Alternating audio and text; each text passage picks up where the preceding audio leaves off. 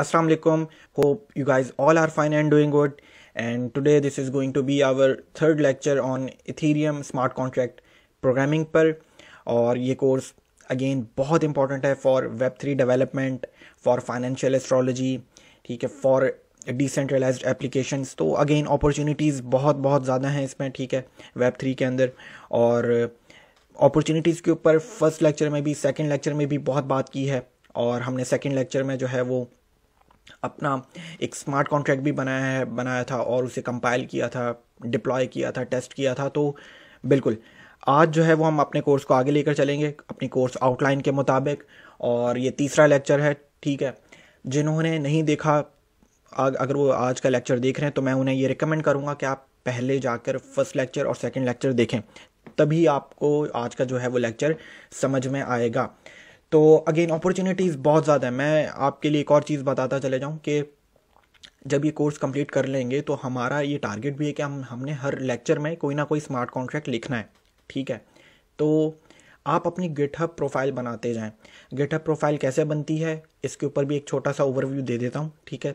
और बल्कि एक और इसका एक छोटा सा लेक्चर रख लेंगे कि आपको आपके गिटहब प्रोफाइल कैसे बनाएंगे और अपने हर स्मार्ट कॉन्ट्रैक्ट के कोड को आप वहाँ पे उसकी एक रिपोजिटरी बना दें, ठीक है, ताकि कल को आप जो है वो, क्योंकि देखें अपॉर्चुनिटीज़ की मैं बात करूं, आप as a smart contract developer भी काम कर सकते हैं. इस कोर्स के बाद जब आपको स्मार्ट कॉन्ट्रैक्ट लिखना आ जाएगा तो आप बेशक प्री सेल का कॉन्ट्रैक्ट बनाएं, स्टेकिंग का कॉन्ट्रैक्ट बनाएं, NFT मार्केट प्लेस का कॉन्ट्रैक्ट बनाएं, ठीक है.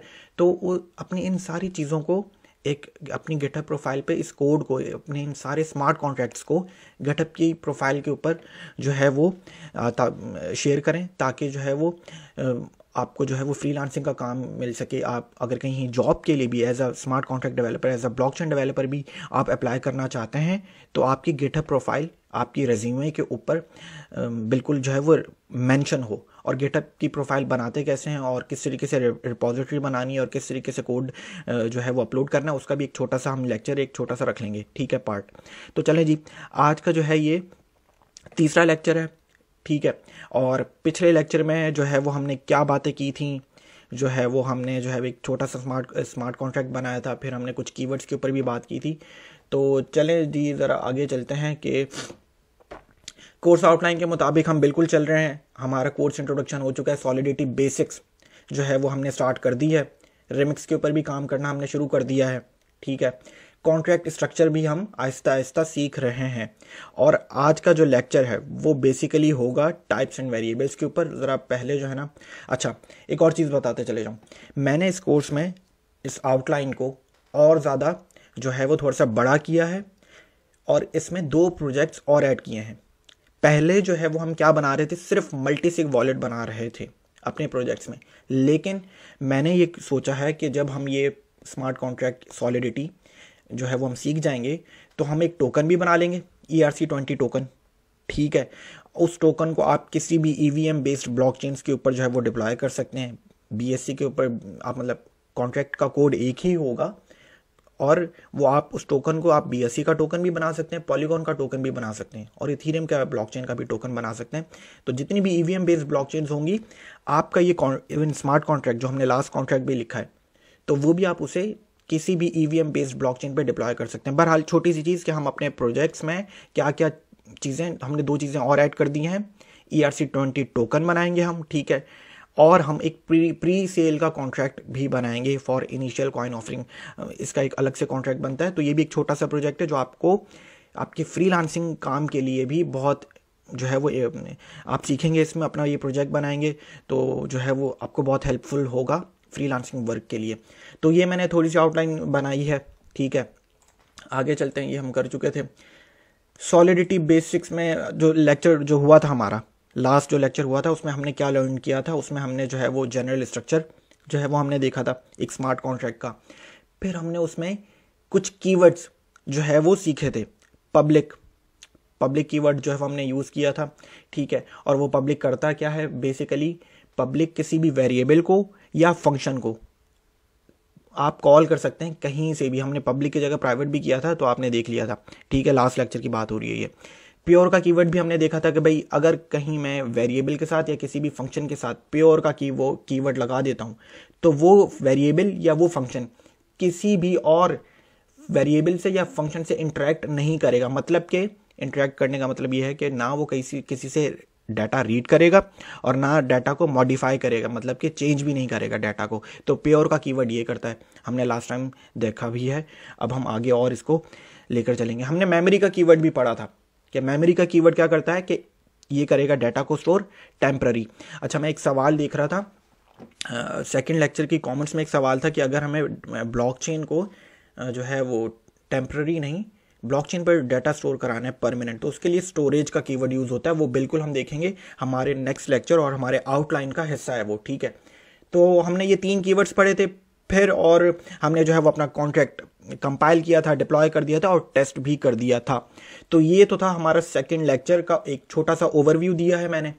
अब हम जो है वो आज के लेक्चर में, आज का जो लेक्चर है वो उसमें हम क्या पढ़ेंगे, ठीक है। और तो उसके ऊपर ज़रा आ जाते हैं।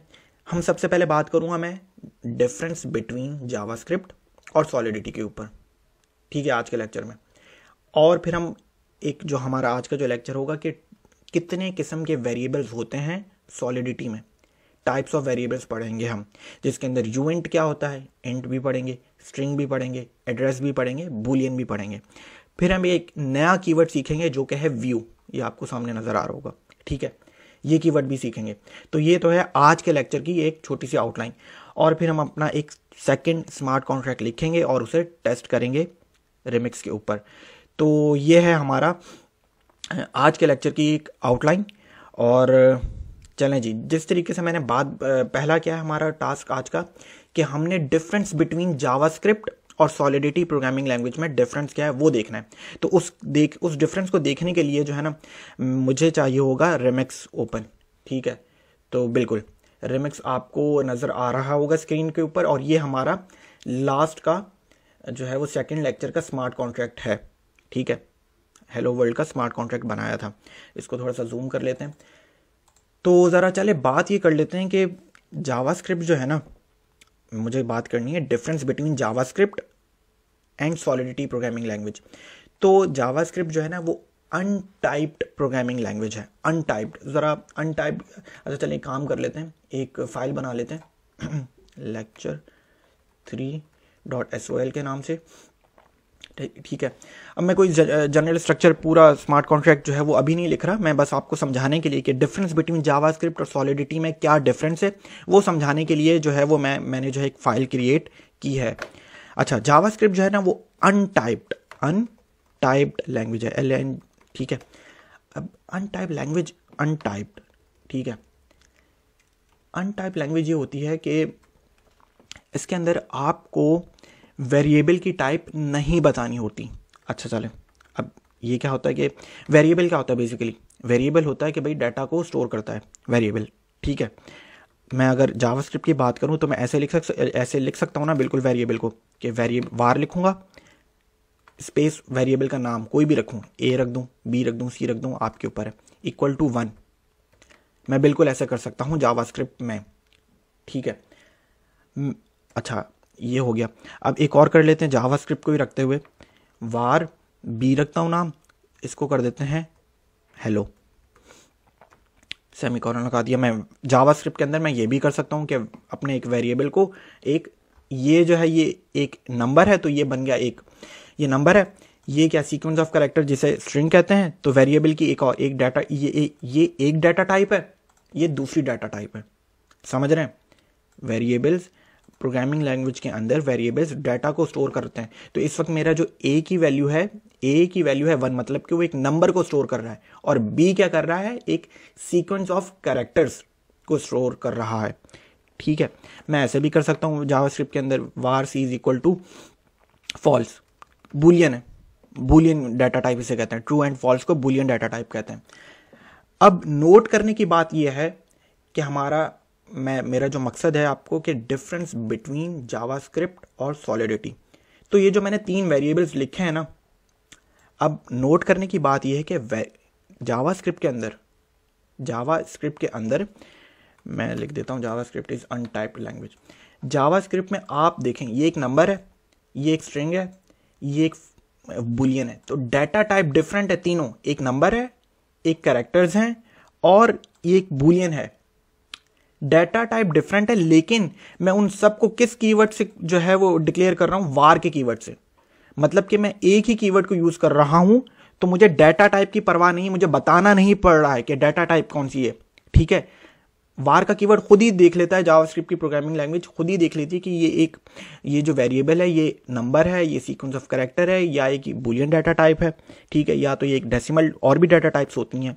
ठीक है, अभी तो मैंने सिर्फ 3 देकर आपको एग्जाम्पल देने की कोशिश कर रहा हूं कि देखें जावास्क्रिप्ट के अंदर डाटा टाइप बतानी नहीं पड़ती, तो इसीलिए जावास्क्रिप्ट को अनटाइप्ड प्रोग्रामिंग लैंग्वेज कहते हैं। और भी बहुत सारी अनटाइप्ड प्रोग्रामिंग लैंग्वेज हैं। मकसद क्या अभी सीखना है, difference between JavaScript and solidity. ठीक है, तो मैंने आपको एक बताई कि जावास्क्रिप्ट के अंदर वेरिएबल की डाटा टाइप आपको बतानी नहीं पड़ती। अब जरा आगे चलते हैं कि एक काम कर लेते हैं कि जो है ना सॉलिडिटी के अंदर, अब जरा, हालांकि सॉलिडिटी की फाइल है, मैंने यहाँ पे जावास्क्रिप्ट लिख दी है, कोई ऐसी बात नहीं है। सॉलिडिटी जो है ना उसको यहाँ पे कर लेते हैं। Solidity is a typed programming language. Typed programming language मतलब कि ये जावास्क्रिप्ट के बिल्कुल रिवर्स है। इसमें आपको डाटा टाइप बतानी पड़ती है कि आप एक वेरिएबल के अंदर कौन सा डेटा स्टोर कर रहे हैं। आपको बताना पड़ेगा, क्या आप एक नंबर स्टोर कर रहे हैं, क्या आप एक सीक्वेंस ऑफ कैरेक्टर स्टोर कर रहे हैं, क्या एक बूलियन डाटा टाइप आप स्टोर कर रहे हैं। सॉलिडिटी के अंदर एड्रेस की डाटा टाइप भी होती है, वो भी अभी हम देखते हैं।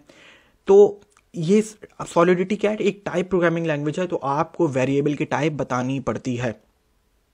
ठीक है, तो अब वो कैसे आप बताएंगे सॉलिडिटी के अंदर, तो देखें, अगर आप एक नंबर डाटा टाइप बताना, अगर आप एक नंबर स्टोर करने की कोशिश करेंगे या करना चाहेंगे, तो आप किस तरीके से सॉलिडिटी में बताएंगे। आप लिखेंगे इंट a इक्वल टू 1। ये इंट का मतलब क्या, अभी आता हूं। ठीक है, तो जब भी आप नंबर स्टोर कराएंगे आप इंट यूज कर सकते हैं और यू इंट स्टोर कर सकते हैं। क्या कर सकते हैं, इंट और यू इंट। यह है इंटीजर, यू इंट इसका एक चीज हो, यू इंट भी अभी बता देता हूं। आप नंबर को सॉलिडिटी में 2 तरीके से बयान कर सकते हैं, इंट के जरिए भी और यू इंट के जरिए भी। इन दोनों में फर्क क्या होता है कि इंट जो है वो आप नेगेटिव नंबर भी बता सकते हो, यू इंट हमेशा पॉजिटिव नंबर होता है, 0 से ग्रेटर देन। अगर आपको कोई पॉजिटिव नंबर स्टोर करना है तो आप यू इंट लिखेंगे।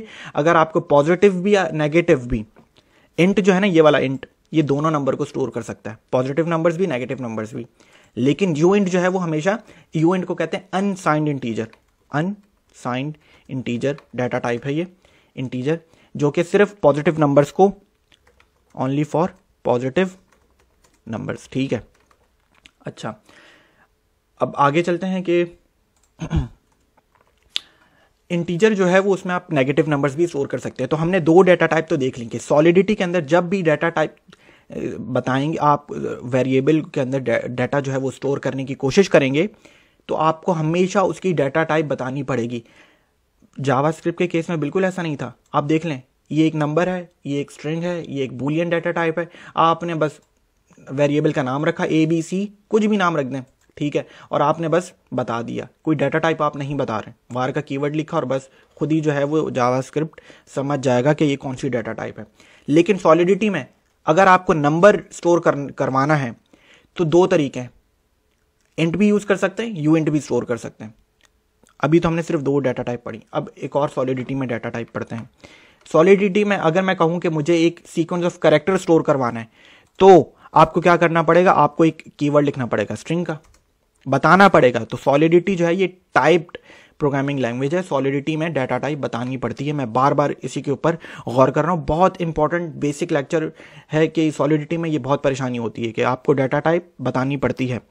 तो स्ट्रिंग का कीवर्ड लिखेंगे, कोई भी वेरिएबल का नाम रख दे, सी नाम रख देता हूं, इज इक्वल टू, अब स्ट्रिंग को डबल कोट्स में बताएंगे और कुछ भी लिख दें, हेलो टू ऑल मेंबर्स, ठीक है,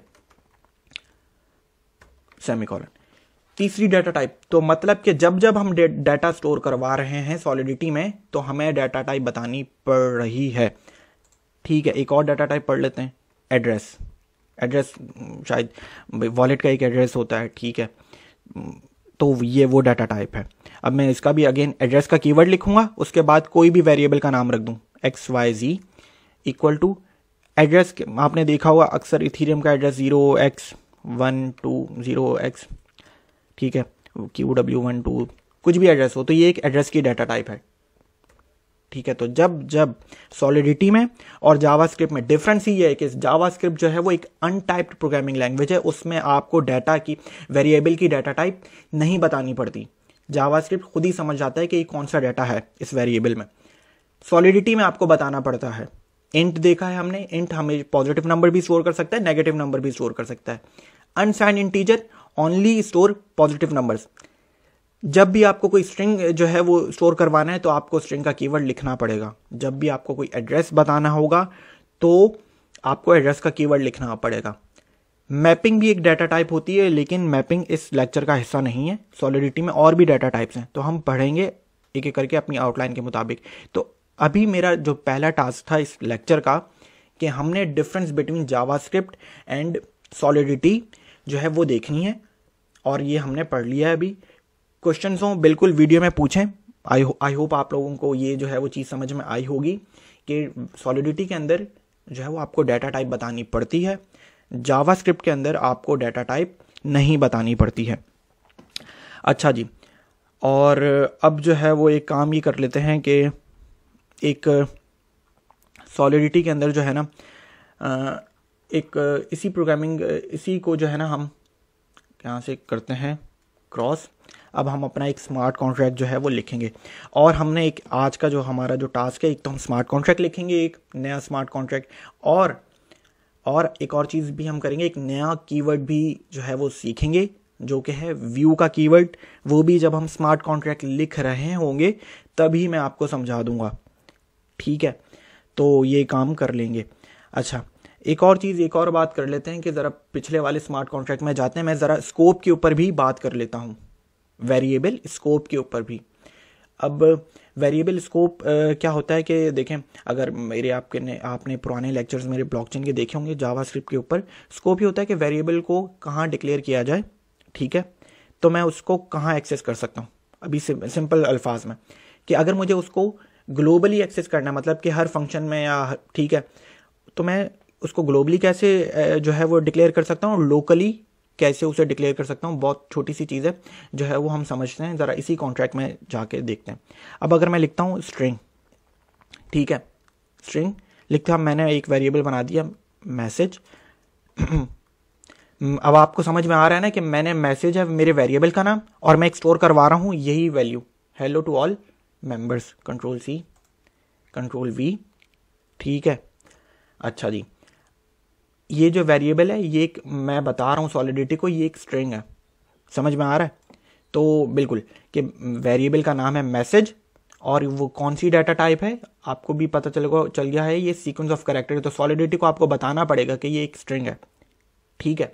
अब एक काम कर लेते हैं, यहाँ से मैं हटा देता हूँ इसको और यहाँ पे मैसेज को ही कॉल कर लेता हूँ, ठीक है। तो मैंने अपने फर्स्ट स्मार्ट कॉन्ट्रैक्ट में थोड़ी सी चेंज की है समझने के लिए, प्रैक्टिस के लिए। अच्छा, ये भी कर दिया। अब मुझे इस फंक्शन से प्योर का कीवर्ड भी हटाना पड़ेगा, प्योर का कीवर्ड हटाना पड़ेगा। क्यों? क्योंकि अब देखें, मैंने प्योर का कीवर्ड के आपको क्या बताया कि प्योर का कीवर्ड का मतलब है कि किसी और फंक्शन से या किसी और वेरिएबल से इंटरेक्ट नहीं करेगा। अगर मेरा ये फंक्शन प्योर है इस वक्त, जो कि बिल्कुल है, प्योर है, बिल्कुल है, तो ये इंटरेक्ट नहीं कर सकता किसी और वेरिएबल से, ना ये डाटा रीड करेगा ना ये डाटा मॉडिफाई करेगा। लेकिन इस वक्त मेरा फंक्शन वहां से डाटा रीड करने की कोशिश कर रहा है और ये प्योर बना हुआ है, तो ये एरर देगा आपको, ठीक है। तो मैं इस प्योर को हटा के व्यू कर देते हैं। यहां पे नया कीवर्ड हमने कौन सा सीखा? व्यू। तो व्यू कीवर्ड ये करता है कि जब भी अगर आप ये व्यू का कीवर्ड किसी फंक्शन के साथ या किसी स्टेट वेरिएबल के साथ जो है वो लगा देते हैं, तो ये सिर्फ डाटा जो है वो रीड करता है, ये डाटा को चेंज नहीं करेगा। मतलब कि it can only read the data but it can not alter the variable data, ठीक है। तो व्यू का कीवर्ड हमने एक नया कीवर्ड सीख लिया। प्योर का कीवर्ड क्या करता है? ना रीड करता है ना जो है वो मॉडिफाई करता है। व्यू का कीवर्ड सिर्फ रीड करेगा डाटा, आल्टर नहीं करेगा डाटा को, क्योंकि अभी मुझे डाटा रीड करवाना है। इस फंक्शन के अंदर मैं किस वेरिएबल को कॉल कर रहा हूं, मैं मैसेज के वेरिएबल को कॉल कर रहा हूं, मतलब कि डाटा रीड करवा रहा हूं इस मैसेज से। तो मुझे इसलिए प्योर कीवर्ड हटाकर व्यू कीवर्ड लगाना पड़ा। समझ में आ रही है चीज? तो ये चीज है। अब जो है वो जरा हम डिप्लॉय कर लेते हैं। ऑटो कंपाइल क्यों नहीं है? आई थिंक जूम इन बहुत है आई थिंक। ठीक है। अच्छा, एक और सवाल था कि ये लाइसेंस का जो है वो, लाइसेंस के ऊपर कोई इतनी इंपॉर्टेंट चीज़ नहीं है, अभी हम इसके ऊपर बात कर लेंगे आने वाले नेक्स्ट लेक्चर्स में। तो ये एक सिर्फ वार्निंग है। ठीक है। अच्छा चले, अगर मैं यहाँ पे दोबारा आपको ना कंपाइल नहीं हुआ था प्योर दोबारा लगा के दे देता हूँ, तो आई थिंक मेरे पास एरर आएगा। देख रहे हैं एरर ये आया है कि रीड द एनवायरनमेंट के, बिल्कुल आपका जो फंक्शन है वो डाटा रीड कर रहा है, और आपका क्योंकि आपने यहाँ पे रिटर्न किया मैसेज के वेरिएबल को और आपने लगा दिया प्योर, तो ये हो नहीं सकता। तो आपको यहाँ पे बताना पड़ेगा व्यू, तो इसलिए यहाँ पे आपने व्यू लगा दिया, तो एरर हो गया सॉल्व, कंपाइल हो गया कोड। अब हम जाके ज़रा इसे डिप्लॉय करते हैं। कुछ भी नहीं है, आपने वीएम लोकल इन्वायरमेंट जो है वो सिलेक्ट करना है। अकाउंट आप बेसिकली कोई सा भी सिलेक्ट कर लें। ठीक है। गैस लिमिट सब कुछ छोड़ दें, आपने कॉन्ट्रैक्ट जो है वो सिलेक्ट करना है, डिप्लॉय कर देना है। डिप्लॉय कर देना है तो आपके पास हेलो का कीवर्ड अब कौन सा आ रहा है? ये मेरा हेलो का जो है वो फंक्शन, ये मेरा हेलो का फंक्शन है। ठीक है। अब मैं इसे कॉल करता हूं, हेलो टू ऑल मेंबर्स आपके सामने लिखा हुआ आ गया है। ठीक है। लास्ट टाइम भी यही हो रहा था। ठीक है। तो अच्छा, अगर मैं एक और चीज यहां पे, अगर मैं स्ट्रिंग के आगे पब्लिक कीवर्ड लिख देता हूं, प्रैक्टिस कर रहे हैं हम, सारी चीजें एक्सप्लोर करने की कोशिश कर रहे हैं। पब्लिक कीवर्ड हमने सीखा हुआ है कि पब्लिक कीवर्ड, यहाँ पे अभी मैंने पब्लिक नहीं लिखा हुआ था, तो अब जरा लिख कर देखता हूँ तो क्या होता है। कैंसिल करते हैं कॉन्ट्रैक्ट को, अब दोबारा डिप्लॉय करते हैं, तो अब मेरे पास दो चीज़ें आ गई हैं। मेरे पास मैसेज भी जो है वो यहाँ पे आ चुका है। तो मैसेज पे भी जब मैं क्लिक कर रहा हूँ तो मुझे उसकी वैल्यू दिखा रहा है, और जब मैं फंक्शन पे भी क्लिक कर रहा हूँ तो मुझे अपना जो रिजल्ट है, मेरे पास फंक्शन बिल्कुल प्रॉपर एग्जीक्यूट हो रहा है और मुझे उसका रिजल्ट मिल रहा है। तो ये भी एक छोटी सी चीज़ थी कि पब्लिक कीवर्ड लगाने से, एक वेरिएबल के साथ पब्लिक कीवर्ड लगाने से क्या होता है? कुछ भी नहीं होता है, आप उसकी वैल्यू जो है वो एक्सेस कर सकते हैं आप। ठीक है। और बिल्कुल ये हो गया। चलें जी, तो हमने अब जो बात करनी थी कि हमने डिफरेंस बिटवीन सॉलिडिटी और जावास्क्रिप्ट के ऊपर बात कर ली। हमने व्यू का कीवर्ड देख लिया कि व्यू का कीवर्ड डाटा को सिर्फ रीड करता है, चेंज नहीं करता है डाटा को। ठीक है। स्कोप के ऊपर मैंने बात करनी थी। स्कोप के ऊपर मैंने इसी कॉन्ट्रैक्ट से देख लेते हैं। स्कोप क्या होती है? ग्लोबली स्कोप होती है और एक होती है लोकली स्कोप। ये जो मैंने वेरिएबल डिक्लेयर किया है, जिस वेरिएबल का नाम क्या है? मैसेज। वेरिएबल का नाम क्या है? मैसेज। और जरा मैं इस कीवर्ड को भी हटा देता हूं, ठीक है, आपको थोड़ा आसानी के लिए। स्कोप के ऊपर थोड़ा सा बात कर लेते हैं। तो ये जो वेरिएबल है ना, ये ग्लोबली डिक्लेयर्ड है, या इसे सॉलिडिटी में स्टेट वेरिएबल्स कहते हैं, कि आपने कॉन्ट्रैक्ट की बॉडी में ही वेरिएबल को बताया है, सबसे टॉप पर बताया है, ग्लोबली बताया है, तो इसे स्टेट वेरिएबल्स कहते हैं। ग्लोबली का मतलब है कि मैं इस वेरिएबल को फंक्शन के पास, फंक्शन के अंदर कॉल कर सकता हूं। देख लें, ये ग्लोबली डिक्लेयर्ड हुआ है और मैंने इस वेरिएबल को फंक्शन के पास, फंक्शन के अंदर कॉल किया, तो इसे ग्लोबली कहते हैं कि मैं इस फंक्शन को किसी और, इस वेरिएबल को किसी और फंक्शन में भी, जब हम एक और फंक्शन बनाएंगे आज का स्मार्ट कॉन्ट्रैक्ट, तो हम जो है वो इस वेरिएबल को सिर्फ इस फंक्शन में नहीं, किसी और वेरिएबल, किसी और फंक्शन में भी, बेतहाशा फंक्शंस में हम इसे कॉल कर सकते हैं। लेकिन अगर ये यही वेरिएबल मैं यहां पे डिक्लेयर कर देता, मतलब कि सिर्फ इस फंक्शन के अंदर ही, तो फिर बताऊं क्या हो जाता? तो फिर ये होता कि सिर्फ इसी ये वेरिएबल इसी फंक्शन में अवेलेबल होता। ठीक है। तो आई थिंक ये एरर क्या आ रहा है? मेमोरी का एरर देगा ये आई थिंक। बिल्कुल। अब मुझे मेमोरी का कीवर्ड लगाना पड़ेगा क्योंकि डाटा को, इस वेरिएबल को मैं टेम्परेरी स्टोर करवा रहा हूं, तो इसलिए बताना था। अच्छा जी, चलें जी, ये हो गया। तो मैंने आपको बताया स्कोप का, कि अगर ये प्रीवियसली क्या था कि ये एक as a state variable declare था, ये यहां पर था, ग्लोबली डिक्लेयर था, ताकि मैं इस वेरिएबल को किसी भी फंक्शन में कॉल कर सकता हूं। लेकिन अगर मैंने इस फंक्शन को उठाकर फंक्शन के अंदर कॉल कर दिया, तो सिर्फ उसी फंक्शन में ये अवेलेबल होगा, ये जो है वो किसी और फंक्शन में मैं उसे कॉल नहीं कर सकता। तो इसे ग्लोबली और लोकली स्कोप कहते हैं। ग्लोबली है कि कहीं से भी, मतलब मैं ग्लोबली डिक्लेयर करने के बाद मैं उस वेरिएबल को हर जगह कॉल कर सकता हूं, उस वेरिएबल की डाटा को एक्सेस कर सकता हूं। ठीक है। अच्छा, ये भी बात हो गई। अब चलते हैं ज़रा, आज का जो हमारा तीसरा टास्क था वो ये था कि हमने difference between JavaScript programming language and solidity programming language ये देख लिया, व्यू का कीवर्ड देख लिया, ठीक है, स्कोप के ऊपर भी बात कर ली हमने, डाटा इंट्स जो था कि भाई कौन कौन सी जो है वो डाटा टाइप्स होती हैं सॉलिडिटी में, 4 डाटा टाइप हमने वो देख ली, यू इंट देख लिया, इंट देख लिया, हमने स्ट्रिंग के ऊपर बात कर ली, हमने बूलियन भी देख लिया। अब जो है वो हम आज का स्मार्ट कॉन्ट्रैक्ट बनाएंगे, आज का हम स्मार्ट कॉन्ट्रैक्ट जो है वो बनाएंगे। तो उसके लिए lecture 3 जो फाइल है हम यहाँ पे चले जाएंगे, ठीक है, हमने फाइल क्रिएट कर ली थी कॉन्ट्रैक्ट्स में lecture3.sol एक्सटेंशन के साथ।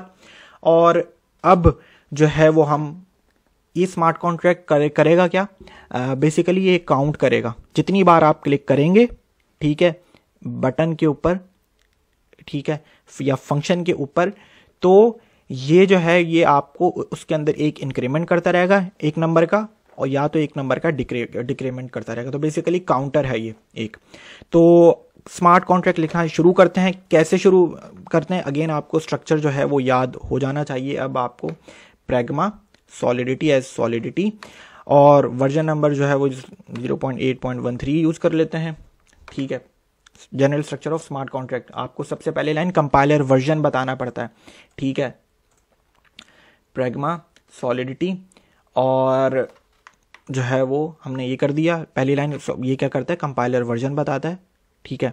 अब हम क्या करेंगे, कॉन्ट्रैक्ट का कीवर्ड लिखेंगे और कॉन्ट्रैक्ट का नाम आगे रख देते हैं काउंटर, ठीक है। अब ये आपको चीज़ें समझ में आ जानी चाहिए, सबसे पहली लाइन क्या होती है, दूसरी लाइन क्या होती है। एक स्मार्ट कॉन्ट्रैक्ट की कॉन्ट्रैक्ट का नाम लिखना होता है कॉन्ट्रैक्ट के कीवर्ड के साथ, ठीक है। आप काउंटर है कीवर्ड का नाम, कॉन्ट्रैक्ट का नाम। चलें जी, अब क्या करते हैं कि एक वेरिएबल बना लेते हैं जो कि है यूएंट, और वो वेरिएबल को पब्लिक कर देते हैं और उस वेरिएबल का नाम रख देते हैं काउंट। असाइन कोई भी वैल्यूज अभी हम इसको नहीं कर रहे। आपको ये लाइन समझ में आनी चाहिए। यूएंट का मतलब क्या है कि ये सिर्फ पॉजिटिव नंबर को स्टोर कराएगा, और वेरिएबल का नाम क्या है, काउंट। यूएंट का मतलब है ये सिर्फ नंबर को स्टोर कराएगा, किसी इंटीजर को स्टोर कराएगा। समझ में आ रही है चीज? तो ये चीज है, पहली लाइन ये चीज होगी। अब एक फंक्शन बनाते हैं। ये तो हो गया आपको काउंट बताएगा, ये तो हो गया आपको काउंट बताएगा कि इस वक्त क्या काउंट है। अब एक फंक्शन बनाते हैं जो इसके अंदर इंक्रीमेंट करेगा, और एक फंक्शन बनाते हैं जो इसी काउंट की वैल्यू के अंदर डिक्रीमेंट करेगा। फंक्शन बनाने के लिए आपको अब समझ में आ जाना चाहिए कौन सा कीवर्ड यूज करना है, फंक्शन का कीवर्ड यूज करना है। उसके बाद फंक्शन का नाम रखना है इंक्रीमेंट, ओके, या कुछ भी नाम रख दें आप, ठीक है, पैरेंथेसिस लगा देंगे। फंक्शन को कर देते हैं पब्लिक, ठीक है। चलें जी, अब आगे चलते हैं। ये इंक्रीमेंट का फंक्शन है, तो मतलब कि ये इस काउंट की वैल्यू के अंदर एक एडिशन करेगा। तो कैसे करेंगे हम, काउंट प्लस इक्वल टू 1। इसका मतलब है कि ये इस वैल्यू के अंदर जो भी इस वक्त तो इसकी 0 है वैल्यू, ठीक है, ये इसके अंदर +1 कर देगा, ठीक है। तो फंक्शन बन गया, और कुछ भी नहीं करना। अब एक और फंक्शन बना लेते हैं जिसका नाम रख देते हैं डिक्रीमेंट, ठीक है, पैरेंथेसिस लगाते हैं, इसको भी कर देते हैं पब्लिक। और ये क्या करेगा, ये काउंट को कॉपी करते हैं, ये इसमें से माइनस कर देगा इस एक वैल्यू को। तो ठीक हो गया। तो छोटा सा स्मार्ट कॉन्ट्रैक्ट बनाया, बिल्कुल छोटा सा, कि ये करेगा क्या, कि ये काउंट की वैल्यू में एक इंक्रीमेंट करेंगे और फिर दोबारा जो है वो एक डिक्रीमेंट कर देंगे। जब हम इस फंक्शन को एग्जीक्यूट करेंगे तो इस काउंट की वैल्यू में एक एडिशन हो जाएगा, इस फंक्शन को एग्जीक्यूट करेंगे तो इसकी वैल्यू में एक डिक्रीमेंट हो जाएगा। प्रैक्टिस के लिए छोटा सा स्मार्ट कॉन्ट्रैक्ट है ये। चलें जी, जरा इसको डिप्लॉय करते हैं। ऑटो कंपाइल हुआ है, डिप्लॉय बिल्कुल फाइल सेलेक्ट हुई ये मैंने कर दिया डिप्लॉय।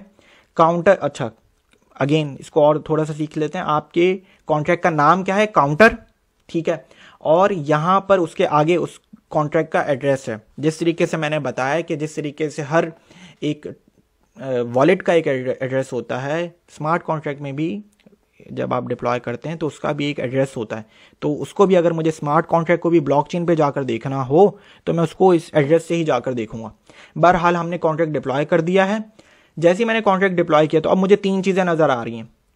ये तो है मेरे 2 फंक्शन जो के नाम है इंक्रीमेंट और डिक्रीमेंट, दोनों पब्लिक है, ठीक है। और एक जो है ये कलर भी चेंज है, ये क्या है, मेरा वेरिएबल है। ये मेरा क्या है, वेरिएबल है। तो जरा इसको क्लिक करके देखते हैं कि इस वक्त मैं कोई फंक्शन अभी एग्जीक्यूट नहीं कर रहा, मैं ये दोनों चीज़ें नहीं क्लिक कर रहा, दोनों फंक्शन नहीं क्लिक कर रहा। मैं ज़रा काउंट की वैल्यू को देख लेते हैं। तो काउंट की तो वैल्यू है इस वक्त 0, आपके सामने बता रहा है 0 वैल्यू। ये अनसाइंड काउंट है, मतलब कि इसमें सिर्फ पॉजिटिव नंबर स्टोर होंगे और 256 ये बिट्स हैं, इसे अभी इग्नोर कर दें। ठीक है, अच्छा चलें जी, इस वक्त काउंट की वैल्यू का दोबारा जरा एक्सेस कर लेते हैं। ट्रांजैक्शन एग्जीक्यूट हुई, 0 नंबर, मतलब कि इस वक्त 0 वैल्यू है इसमें। अब जरा इंक्रीमेंट का जो फंक्शन है जो कि इस काउंट की वैल्यू में 0 + 1 कर देगा, तो 0 + 1 1, जरा इंक्रीमेंट के ऊपर क्लिक कर दिया। ठीक है, फंक्शन एग्जीक्यूट हो गया है, मेरे पास ग्रीन टिक आ गया है। अब जरा काउंट की वैल्यू को देख लेते हैं, अब बिल्कुल 1 हो चुकी है, मतलब कि एक का इजाफा हो चुका है। दोबारा इस फंक्शन को करता हूं, बिल्कुल ग्रीन टिक आ गया। अब देख लेता हूं 2 हो गया, दोबारा करता हूं, अब 4 हो जाना चाहिए, दोबारा करता हूं 5 हो जाता है। तो ये फंक्शन क्या कर रहा है, ये एक नंबर का इजाफा कर रहा है इस वेरिएबल में। जरा अब डिक्रीमेंट को जरा चेक कर लेते हैं। एक बार एग्जीक्यूट किया, अब हो गई वैल्यू 4, दोबारा किया वैल्यू हो गई 3, दोबारा किया वैल्यू हो गई 2, मतलब कि ये डिक्रीमेंट कर रहा है, ये इंक्रीमेंट कर रहा है। तो बहुत सिंपल सा स्मार्ट कॉन्ट्रैक्ट था आपकी प्रैक्टिस के लिए। ठीक है, आप इससे प्रैक्टिस करें और भी छोटे छोटे अपनी लॉजिक के मुताबिक इस बिल्कुल स्मार्ट कॉन्ट्रैक्ट को ऐसा नहीं लिखें, अपनी लॉजिक के मुताबिक इसमें मल्टीप्लिकेशन भी ले आए, इसमें एडिशन भी, सब्ट्रैक्शन भी ले आए और डिवीजन भी ले आए। आपके ऊपर, आप जिस तरीके से जो है वो अपनी लॉजिक अपनी प्रैक्टिस करना चाहते हैं। ठीक है, तो ये चीज़ है। तो आज का जो लेक्चर था हमने उसमें क्या क्या चीज़ें सीखी। हमने डिफरेंस बिटवीन सॉलिडिटी और जावास्क्रिप्ट के ऊपर जो है वो हमने बात की कि सॉलिडिटी जो है वो ये एक टाइप्ड प्रोग्रामिंग लैंग्वेज है, इसमें आपको डाटा टाइप बताना पड़ता है। जावास्क्रिप्ट जो है वो एक अनटाइप्ड प्रोग्रामिंग लैंग्वेज है, इसमें आपको नहीं बताना पड़ता है डाटा की टाइप। ठीक है, ये हमने देखा। फिर जो है वो हमने अपने पिछले स्मार्ट कॉन्ट्रैक्ट को थोड़ा सा मॉडिफाई किया, उसमें हमने व्यू का कीवर्ड सीखा जो कि ये रहा। ठीक है, हमने उसमें व्यू का कीवर्ड सीखा, उसमें हमने स्कोप की बात की कि वेरिएबल को अगर मैं स्टेट वेरिएबल बनाता हूं जो कि ग्लोबली होता है तो मैं उसे कहीं भी कॉल कर सकता हूं। ठीक है, इसको हम और भी आगे जाके देखेंगे, परेशान होने की जरूरत नहीं है। तो हमने इस लेक्चर में व्यू का कीवर्ड सीखा, difference between JavaScript and solidity सीखी, हमने जो है वो डाटा टाइप्स जो है वो देखी सॉलिडिटी की। यूइंट क्या होता है, यूइंट, इंट, स्ट्रिंग तो हम काम कर ही रहे हैं। ठीक है, जो है वो, और हमने जो है वो एड्रेस भी देखा। तो हम आहिस्ता आहिस्ता और एक्सप्लोर करेंगे सॉलिडिटी की डाटा टाइप्स को। और फिर जो है वो बस अब जो है वो इस लेक्चर को यहीं पर ख़त्म करते हैं। आपके जो भी सवालात होंगे मैं देखता हूँ बाकायदा वीडियो के कमेंट्स में और वहाँ पे जवाब भी देता हूँ। ठीक है, तो इसमें भी आपके जो भी सवालात हैं इस लेक्चर से रिलेटेड बिल्कुल पूछें और जो है वो इस लेक्चर को यहीं पे ख़त्म करते हैं। ख्याल रखें अपना, अल्लाह हाफ़िज़।